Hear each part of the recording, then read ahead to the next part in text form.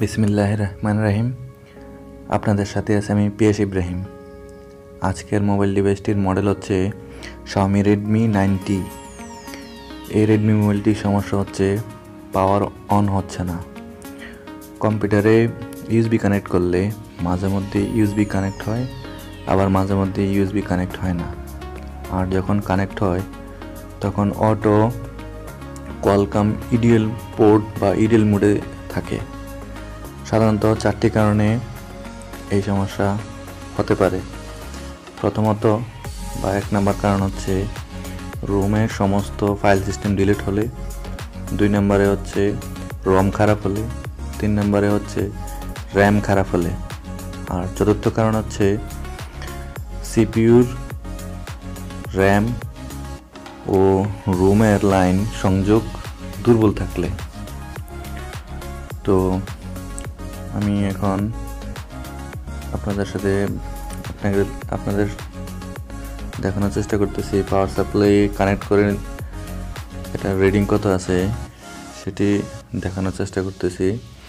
দেখুন, একটু power supply connect করলে অনলি 0.04 থেকে 0.06 মিলি অ্যাম্পিয়ার কনজিউম করছে, মানে 0.06, এর বেশি ওঠে না, মানে 0.030 থেকে 60 পর্যন্ত।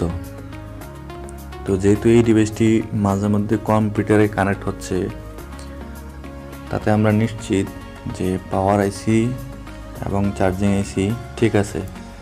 কারণ সাধারণত পাওয়ার আইসি এবং চার্জিং আইসি ঠিক না থাকলে অথবা মোবাইলে কোনো প্রকার শর্টিং থাকলে মোবাইল কম্পিউটারে ডিটেক্ট করবে না বা ইউএসবি পাবে না।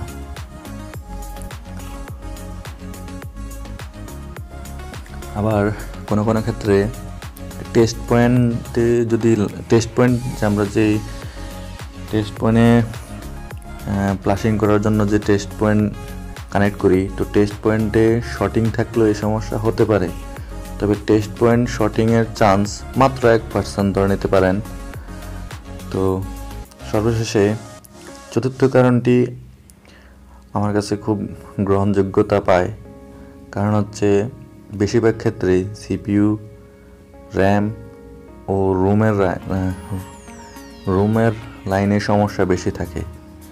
তাই আমি এখন এই ডিভাইসটির সিপিইউ প্লাস ইউএফএস চিপ দুইটি আমি রিবল করে নিচ্ছি। তো আজকের মতো আমি এখানেই বিদায় নিচ্ছি। দেখা হবে আবার কোনো পরবর্তী কোনো ভিডিওতে। Thanks for watching.